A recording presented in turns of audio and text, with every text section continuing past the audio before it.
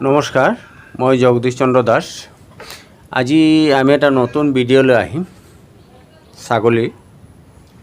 তো পোহনীয়া জীৱ জন্তুৰ ভিতৰত হাঁহ, কুকুৰা, গৰু, ছাগলী যি আমি ঘৰত পোহোঁ, তাৰ ভিতৰত গাহৰিটো এক অন্যতম।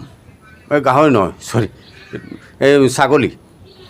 কাৰণ ছাগলীটোক আপুনি আমাৰ এক পইচা খৰচা নাই। যদি আপুনি ভালকৈ ঘাঁহ যোগান দিব পাৰে তেতিয়াহ'লে আপোনাৰ এক পইচা খৰচা নাই।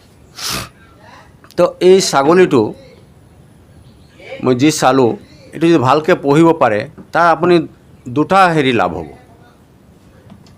এটা হ'ল আপোনাৰ গাখীৰো পাব আৰু পোৱালিও পাব।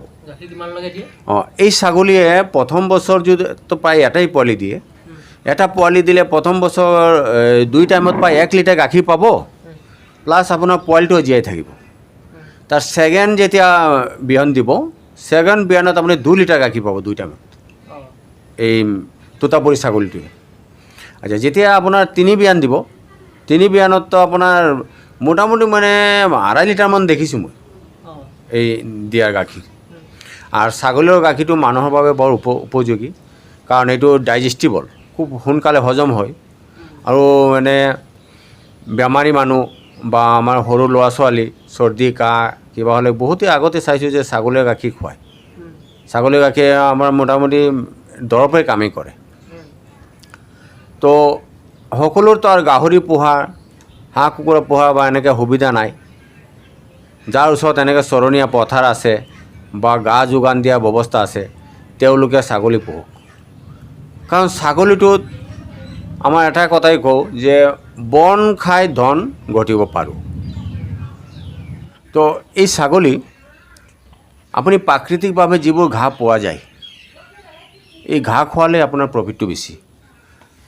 কাৰণ এটা ছাগলী যদি 10 কিলো ৱেট হয়, এই ছাগলীটোৱে বেছি মোটামুটি আপোনাৰ 1.5 কিলোমান ঘাঁহ খাব পাৰে।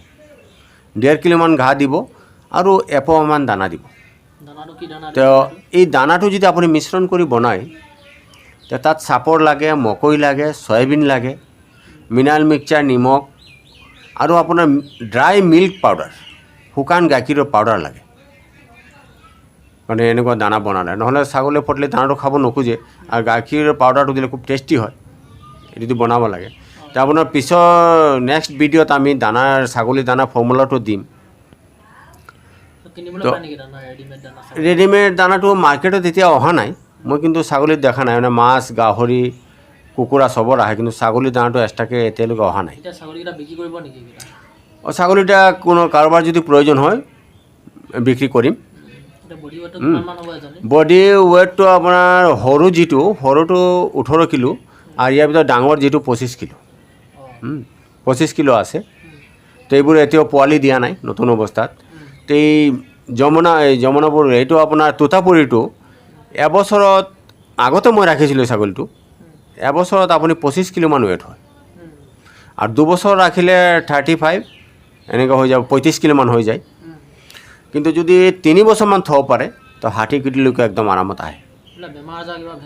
বেমাৰ ছাগলীৰ এনে এণ্টিটক্সিমিয়া বুলি এটা বেমাৰ আছে, আৰু এনেকৈ বসন্ত বুলি এটা বেমাৰো আছে। আৰু মাজে সময়ে প্ৰায় ডায়েৰিয়া হৈ থাকে। আৰু আমাৰ ঠাণ্ডা দিনত কাহ চৰ্দিটো অলপ বহুত প্ৰব্লেম কৰে। কিন্তু এইটোৰ পৰা বচাব হ'লে ঘৰটো আপোনাৰ খুব ভাল বনাব লাগিব। কাৰণ ঠাণ্ডা দিন হ'লে পৰ্দা দিব লাগিব। পৰ্দা দি পেলাই অলপ হিটৰ ব্যৱস্থা কৰিব লাগিব। এইবোৰ উন্নত জাতৰ ছাগলী এইবোৰ কিন্তু আমাৰ এই ৱেডাৰৰ লগত অলপ মিলিবলৈও কষ্ট হয়। কিন্তু তাৰ পোৱালি যিখিনি হ'ব এইখিনিও চলিবলৈ অসুবিধা নহয়। সেইকাৰণে আপোনাৰ ঠাণ্ডা বেছি গৰম লাগিছে তাত ফেন দিব, আৰু আকৌ এই ঠাণ্ডা দিনত গৰম দিব। এনেকৈ কৰিব ৰাখিলে পাৰিব। লোকেলৰ লগত যদি ক্ৰছ ব্ৰিডিংটো কৰায় তেতিয়া ফাৰ্ষ্ট টাইম আপুনি ধৰক 60%লৈকে আহি যায়। মই যিটো পালোঁ 60% আহি যায়। কিন্তু আকৌ এই ক্ৰছ পোৱালিটো যেতিয়া তাৰ লগত ক্ৰছ কৰাব তেতিয়া মোটামুটি 80% আহি যায়। তো আপোনাৰ 3বাৰত গৈ 100% আহি যাব, পিয়ৰটো ওলাই যাব। সেইকাৰণে কাৰোবাৰ যদি ধৰি লওক ইমান দামৰ ছাগলী এটা কিনিবলৈ অলপ অসুবিধা হৈছে, কাৰোবাৰ যদি ঘৰত লোকেল ছাগলী থাকে, এইটো ইয়াত আনি আপোনালোকে ক্ৰছ কৰাই ল'ব। ক্ৰছ কৰাই ল'লে আপোনাৰ ঘৰতেই লাহে লাহে বংশটো উন্নতি হৈ যাব। এইটো আমি বৰ্ণসংকৰ বুলি কওঁ, কিন্তু বহুতে বৰ্ণসংকৰটো বিচাৰে। প্ৰথমবাৰ আপোনাৰ লোকেল ছাগলীটো ক্ৰছ কৰালে, আপোনাৰ যিটো এটা বৰ্ণসংকৰটো ওলালে, এই বৰ্ণসংকৰটোৰ লগত যেতিয়া আকৌ ক্ৰছ হ'ব, এইটো চাব যে একদম মোটামুটি আহি গ'ল ছেইম চাইজলৈ। তেনেকৈ কৰি কৰি আপোনাৰ ইমান দামত কিনিব নালাগে। তাৰ এই ছাগলীৰ বিষয়ে আপোনাৰ বহুত ধৰণৰ কথা আছে। ছাগলীক ধৰক আমাৰ হ'ল পেলু দাৱাই। ছাগলীয়ে ঘাঁহ বন খায়, ঘাঁহ বনৰ ওপৰত কেতিয়াবা শামুকে কণী পাৰে। এই শামুকৰ কণীটো খাই সিহঁতৰ লিভাৰত এটা পোকা হয়, যে লিভাৰ ফ্লুক বুলি কয়। যেতিয়া লিভাৰ ফ্লুক হ'ব, চাব মাজে সময়ে ডায়েৰিয়া হৈ থাকে, পায়খানা পাতল হয় আৰু পায়খানা খুব দুৰ্গন্ধ হয়। আৰু যেতিয়া লিভাৰ ফ্লুকটো বেছি হৈ যায়, তেতিয়া আমাৰ এই ডিঙিৰ ওচৰত এইখিনি ফুলি উঠে, আমাৰ গৰু বা ছাগলী। এইবোৰ আমাৰ ঘাঁহ খোৱা পানীত খুব বেছি হয়। তো এইকাৰণে গাভিনী হোৱাৰ আগতে প্ৰত্যেকবাৰ আপোনাৰ এই লিভাৰ ফ্লুকৰ মেডিচিনটো খুৱাই দিব। প্ৰত্যেকবাৰ যে আমাৰ মানে ঘাঁহ খোৱা পানী, যিবোৰে ঘাঁহ নাখায় তাৰ এইটো নহয় লিভাৰ ফ্লুকটো। এই লিভাৰ ফ্লুকটো আমি এটা পেলুৰ বুলি ধৰোঁ, এইটো মানে সৰু সৰু হয়। আৰু এনে যিটো আমাৰ দীঘল পেলু, ঘূৰণীয়া পেলু বা গাৰ ওকণি চিকৰা, তাৰ কাৰণতে ট্ৰিটমেণ্ট নিবই। কিছুমান ছাগলী চাব আপুনি এই ফাপৰ কোৱা বুলি কয়, গাত একদম নোম একো নাই, এই মানে নোমটো চব সৰি যায় আৰু গাৰ তেজখিনি কমি যায়। এনে কৰি কৰি ছাগলীটো কেইদিন পিছত মৃত্যুৰ মুখত পৰে। তো এইবোৰৰ মালিকে অলপ চাব যে আমাৰ ছাগলীটো কেলৈ গ্ৰ'থ অহা নাই। আৰু ছাগলীও মাজে মাজে ওজন কৰি চাব লাগে। তো এইবোৰ মানে চাব লাগে। এইবোৰ চালে নিজে এটা মানে আইডিয়া লৈ ল'ব যে আমাৰ ছাগলীটো উন্নত হৈছে নে নাই। না, ছাগলীৰতো এতিয়া মাৰ্কেট যি বজাৰ যি চলি আছে আমি পাবলৈ নাই। কাৰণ ছাগলী বহুত চৰ্ট। বৰ্তমানতো ক'তবাই 600 টকা, ক'তবাই 550, ক'তবাই 500। আমি পিয়'ৰ যদি খাচী বা আমাৰ যিটো পাঠা বুলি কয়, এই পিয়'ৰ পাঠা বা এই খাচী মাংস 600 তলত নাই। এই মাইকী ছাগলীবোৰ এইবোৰে 500 টকা যায়। তো লোকেল আৰু আমাৰ এই হাইব্ৰিডৰ লগত এনে দামৰ লগত ডিফাৰেঞ্চ নাই। মাংসটো মাংসই বিক্ৰী হৈ যায়। তো এনেকৈ সবাই মিলি যদি ছাগলীৰ ফাৰ্ম বা জীৱ জন্তু ফাৰ্ম কৰে, তেতিয়াহ'লে আমি সবেই ভালেই চলিম, নিবনুৱা সমস্যা দূৰ হ'ব। তো কিন্তু সবে মনোযোগত কৰিব লাগিব আৰু ধৈৰ্য শক্তিটো ৰাখিব লাগিব। কাৰণ আজি এটা ছাগলী কিনি কালি তাৰ পৰা বেনিফিট নাপাম। কাৰণ এই ছাগলীটো পোৱালি দিয়াৰ পিছত তাৰ পোৱালিখিনি আকৌ আপুনি খাচী বনাই বা পাঠা ৰাখে, আকৌ 6 মাহ পুহিব, তেতিয়াই আপোনাৰ পইচাটো ঘূৰি আহিব। তো ছাগলী পালক বন্ধুসকলৰ বিষয়ে এইটোৱে কৈছোঁ যে আপোনালোকে যদি ছাগলী পোহে, তাৰ বেমাৰ আজাৰৰ বিষয়ে অলপ ধ্যান দিব আৰু ভাল ভাল ঘাঁহ বন দিব। আৰু আমাৰ যিবোৰ তুলনীয়া দানা আছে, তুলনীয়া দানা দিলে কিন্তু গ্ৰোথটো সোনকালে আহিব।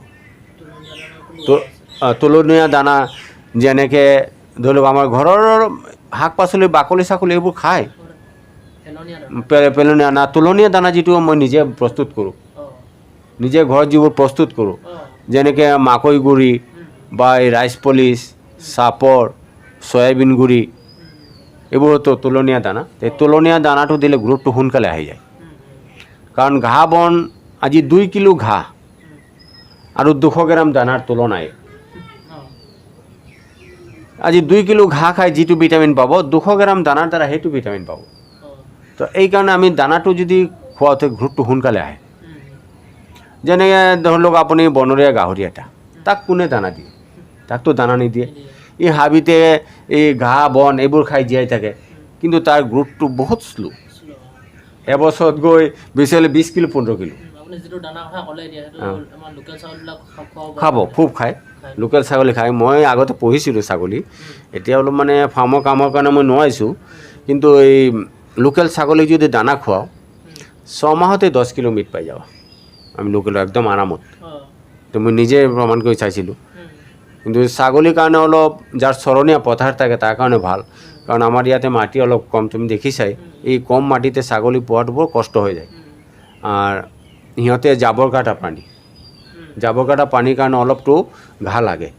সুদা দানা দিলে আকৌ কেতিয়াবা সিহঁতৰ এচিডিটি হৈ যায় বা পেটত গেছ হৈ যায়, সেইকাৰণে ঘাঁহ সিহঁতৰ লাগিবই। যেনে আমাৰ গৰুক যদি আপুনি সুদা ভাত আৰু আটা খুৱাওঁ তে আমি বিপদত পৰি যাম, যাব নহ'ব। সেইকাৰণে এইবোৰ ঘাঁহ খোৱা পানীত কেতিয়াও ভাতত দিব নালাগে, ভাত দিলে প্ৰব্লেম হৈ যায়। আচ্ছা, ঠিক। আমাৰ ভিডিঅ'টো যদি ভাল লাগে আপোনালোকে লাইক কৰিব, লাইক আৰু কিবা সুধিব থাকিলে জনাব, কমেণ্ট কৰি জনাব।